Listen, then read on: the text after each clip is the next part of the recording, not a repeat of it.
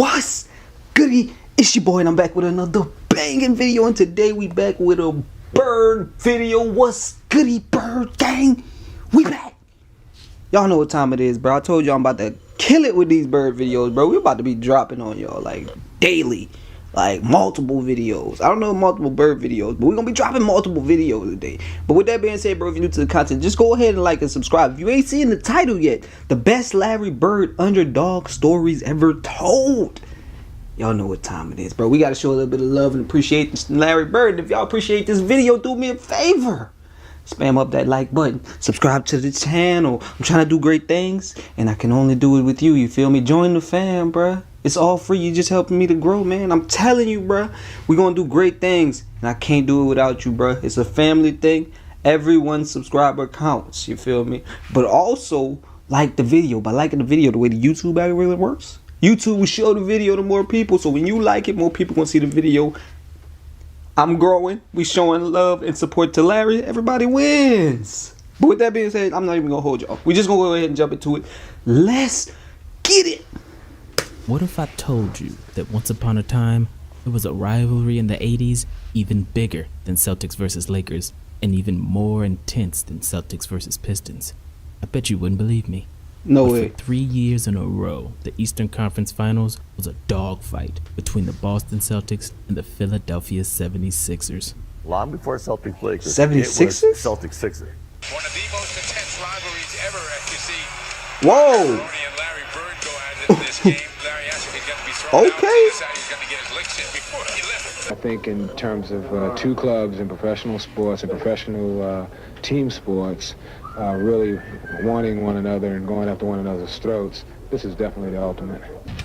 Is Dr. J trying to hold It was Bird? Bird definitely retaliates, and Yeah, and look at Jay hitting Bird as he's being held Yo, from they behind ganging by up on Barkley this and dude. Moses He's in a Malone. chokehold. There's no greater time in basketball that I've ever had other than going out and beating the 76ers. And in the 1981 Eastern Conference Finals, they had a battle for the ages in what many experts have called the greatest playoff series of all time. It was the greatest series I've ever played in my opinion, maybe the greatest series leading up to a championship that two teams ever had to play. Larry Bird and the Boston Celtics were facing the MVP of the league, Dr. J, and the Philadelphia 76ers, the team Dr. with the J best was a record bad in the man at league. that time. And to make matters worse, Boston had not won a single game in Philadelphia in almost 3 years because the 76ers were stacked Dang. with a team full of Hall of Famers. Well, start out with the Hall of Famers they had over there. Start out with Dr. J, Bobby Jones. Maurice Cheeks was starting guard, became a Hall of Famer. Caldwell Jones, the Boston Strangler, Andrew Toney, Daryl Dawkins. Daryl Dawkins They like was stacked. You know, just strong and big, and they were coached well by Billy Cunningham. That's why they were so tough. Just 1 year earlier, a rookie Larry Bird led the Boston Celtics to the greatest single-season turnaround in NBA history. One man took the second worst team in the league from 29 wins to a 62-win championship contender overnight. Unfortunately, the Celtics lost That's the conference insane. finals to this same Philadelphia 76ers team, sparking a rivalry that would have them battling for Eastern Conference supremacy for the next 6 years. And the following season, it was looking like deja vu all over again. So in '81, we win the first game up in Boston. Then you guys come back and win game 2. Irving putting the moves on McHale. Yeah, we play a really tight game down there in Philly, and we lose. Philadelphia has been magnificent, and that game is over. We lose game 4, and I'm like, ooh, this isn't good. 6 seconds to go. Boston doesn't call time. Archibald intercepted by Bobby Jones, and the game is over. It's a tight one-possession game, and Bobby Jones does what he... I got a quick question, y'all. Was this rivalry before the Magic rivalry? Or is this at the same time as the Magic rivalry? Because that was Larry Bird's rookie year.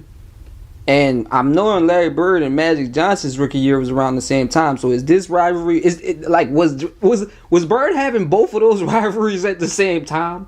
That's insane. That's just a question I got from my Bird gang guys in the comments. I'm thinking he was. Yeah. And so I guess They all played against each other. Julius, yeah, Magic. That's all around the same time. Yo, so I'm thinking he was battling both of those. Yeah, that's intense. His rookie year when he came in there, I mean, those Philadelphia 76ers were some juggernauts. That's crazy. You know, you tend to forget about some of those squads, like especially whenever Bird came in with such a dramatic rookie year. You know, making a team.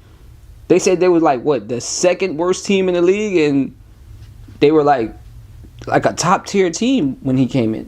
Like that is like one of the most dramatic changes you will see. So yeah, it created that type of rivalry. But I know for a fact the Philly style is a grit grind style, and they're not just about to give in. So that just kind of fueled it. I feel like, but I feel like it's a very intense rivalry because I know about the greatness of Julius Erving, Dr. J, and I honestly didn't know they had that many Hall of Famers on that team. So that's a little insight into that, man. Appreciate that. But let's jump back into it. Makes a great defensive play. That allowed you guys to win Game 4 and go up 3-1. The dreaded 3-1 deficit. In the history of the entire NBA, teams that go up 3-1 in a best-of-7 series are 258-13. That's a winning percentage of 95.2%. So the chances of Larry Bird and the Celtics coming back to win this series was at 4.8%. And for Slim teams that go down chances. 3-1 and win the championship, their chances drop down to 1.5%. So at this point, to say that Larry Bird was an underdog is an understatement. I wasn't the type of guy to take stuff for granted. 3-1. That's an accolade. It felt good, but it was by no means a foregone conclusion. A desperate situation for the Celtics. Game number 5 of this Eastern Conference Finals. Yeah, they was going at it, bro. They was going at it. In Game 5, the Celtics were losing by 10 points with only 6 minutes left in the game.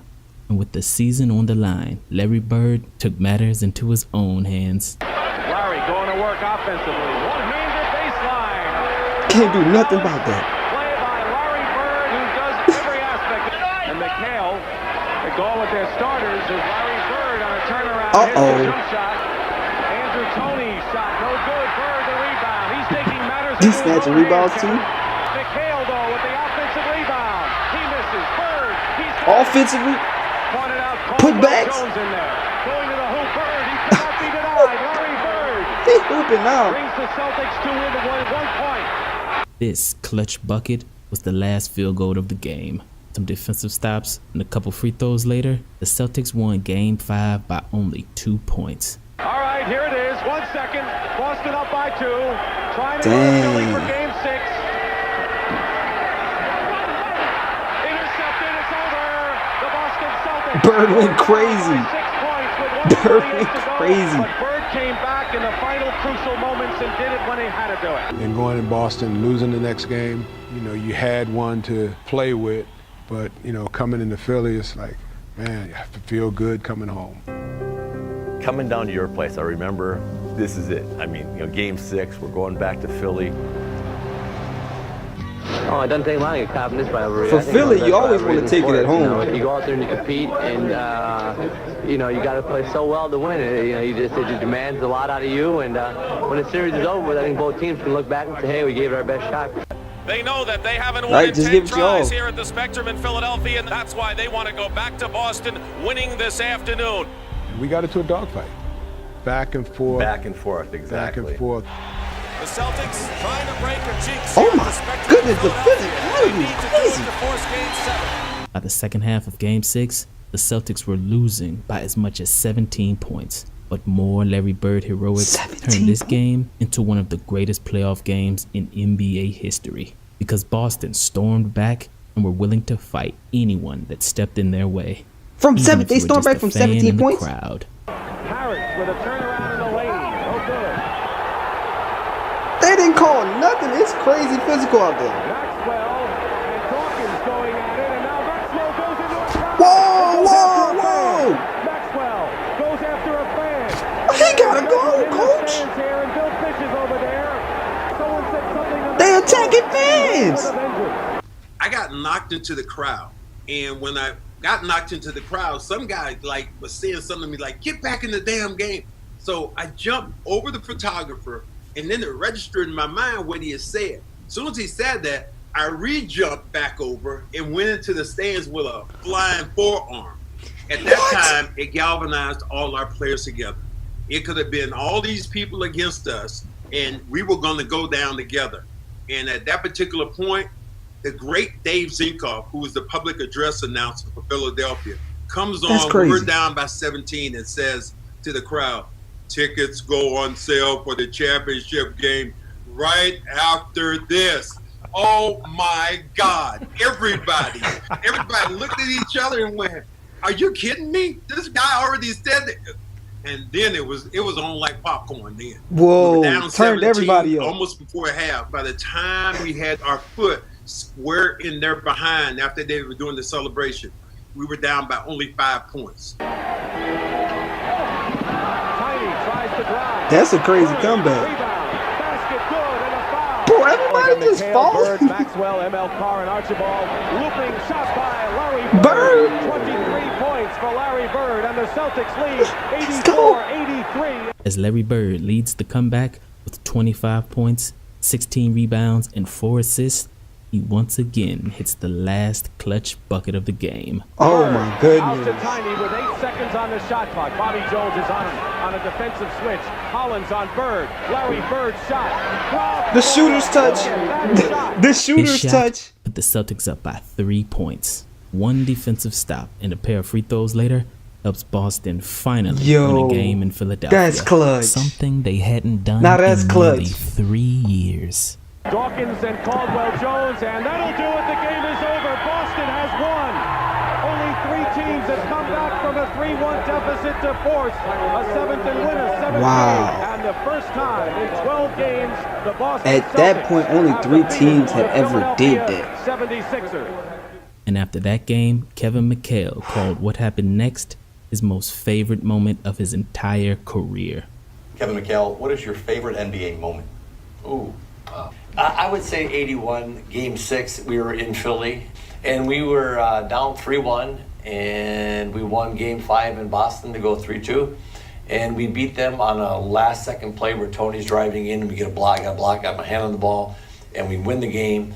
And go back to Boston, and there's people like there's like I didn't realize that, cause I'm new to Boston. It's my first year being out there. I come from northern Minnesota, small mining town, played at the University of Minnesota. I didn't realize that Boston and Philadelphia hated each other sports-wise. I mean, hated each other. So we get back that night, and there's people. There's a crowd. I mean, there's people at the airport.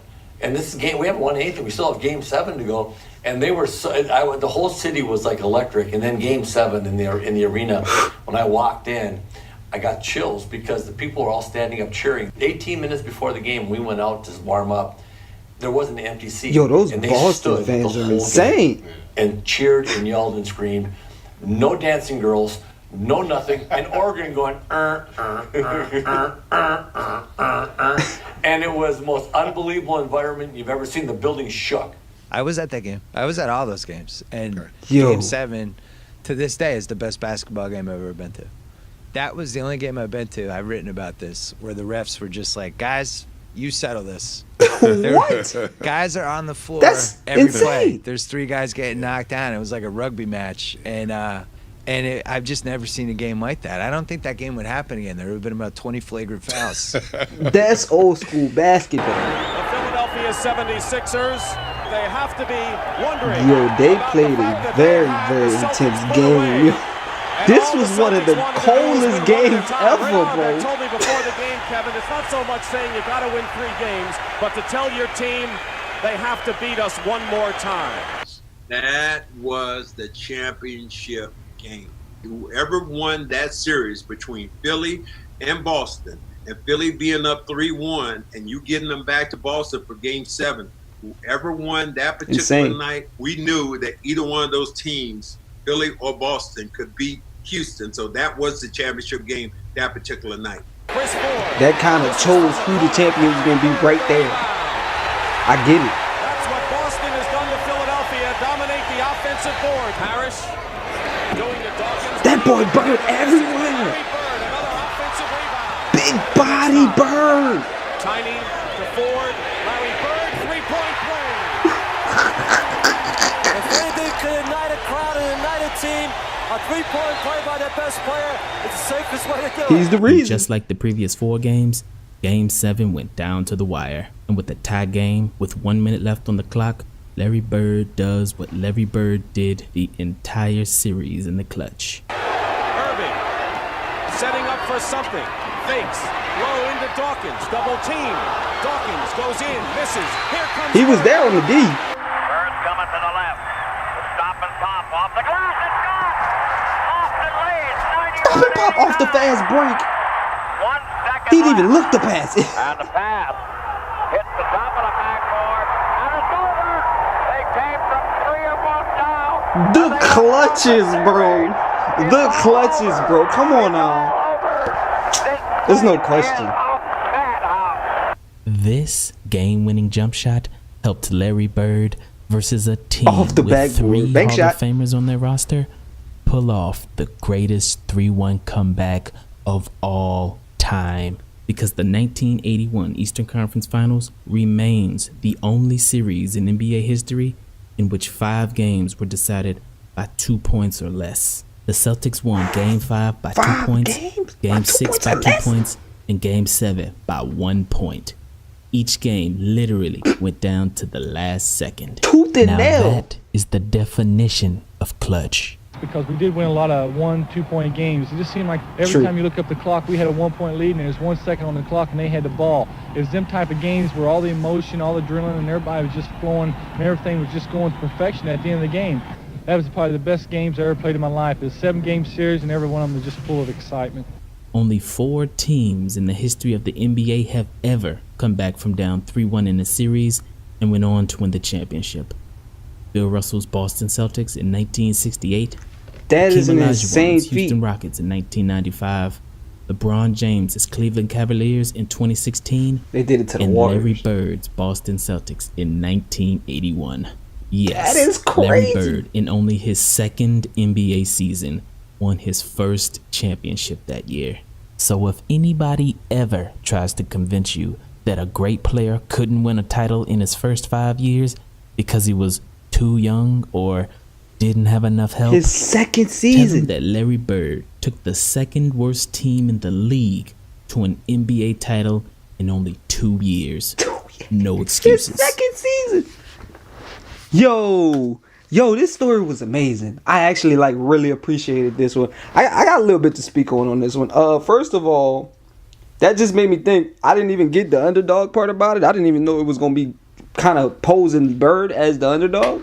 But now look at it. 2nd season, they were the 2nd worst team in the league. 1st season had a huge turnaround, and by the 2nd season, they win in a championship, bro. Like, that is insane feats. And I feel like kind of at that time Philly was like a juggernaut, but the physicality was just insane. I seen y'all in the comments, and I agree. I was thinking that the whole time. That's real grown man basketball, bro. Like, people stayed on the floor, and the crazy part is when there was 3, 4, 5 people on the floor, all that contact, no fouls were called. People still turning, passing the ball. It's like the refs was like he said, the ref said, figure it out yourself. You know what I'm saying? Ain't nothing I can do. It's too much. It's too much going on. And there was one person that spoke at one moment. I don't remember who it was, but he said, bro, if this was in the modern day league, it would have been flagrants 2 just flying around. You know what I'm saying? So, yeah, that's insane, man. It was a different type of game, but that's what I love. The grit of the old school game, that grown man basketball. That's it. But that 3-1 lead is insane. Coming back from that, nah, that is a feat that nobody can take from you, and that's a feat that possibly is he was like a 1 point, you know what I'm saying, 1.8 chance, 4% chance of even winning the championship. Or no, it was a 1.5 chance of winning the championship, and it was a 4.8 chance of coming back in that series. That's slim to none. And they played hard. And even though Philly was beating them up and playing physical, they just attacked and did the same. they met them with the same physicality. That's beautiful. Larry came into the league with that type of animosity, and that's why it's so much love for him, man. That's why I got so much love for him, for sure. Because when he came in, he made changes. It wasn't no BS, and he wasn't afraid to speak and let his peers know, like, hey, it's not enough. You know what I'm saying? We need to play better. And that's why they had to step up to that level. They felt like they needed to for Larry. He was a leader in so many type of ways. And then not only was he a great leader and a phenomenal talent, the trash talking was insane. I can't wait until we get into another trash talking video. But I appreciate you guys for rocking with me with this one, man. This was an insane story. If you appreciated this one, make sure you leaving a like. By liking the video the way the YouTube algorithm works, YouTube will show the video to more people. You'll be directly helping me to grow. And subscribe to the channel if you haven't done that already. You feel me? As I always say, bruh, if you made it all the way through the video, you the real MVP. I almost messed that up. If you made it all the way to this point in the video, I appreciate you, man. The longer you watch, man, I get to pay some bills. You feel me? So that's what we trying to do. You know what I'm saying? Changing this 9-to-5 thing ain't what it is. We trying to make some big changes in our life, and you could be the one to help me to reach my goals. So go ahead and hit that like button and subscribe to the channel, bro. I'm trying to get to hundreds of thousands of subscribers, and everyone counts. So we getting there slowly but surely. But until then, bro, drop down in the comments what we should be checking out next, man. We've been doing some great Larry videos. If you guys got any suggestions, make sure you're dropping it down. Make sure y'all being active in the comments. I don't mind having conversations. I usually try to get a thank you to most people in the comments when I can, but it's a lot of comments, so I can't get to every one of them. But I do appreciate all y'all. And until the next video, I appreciate you guys, and I'm out, you dig?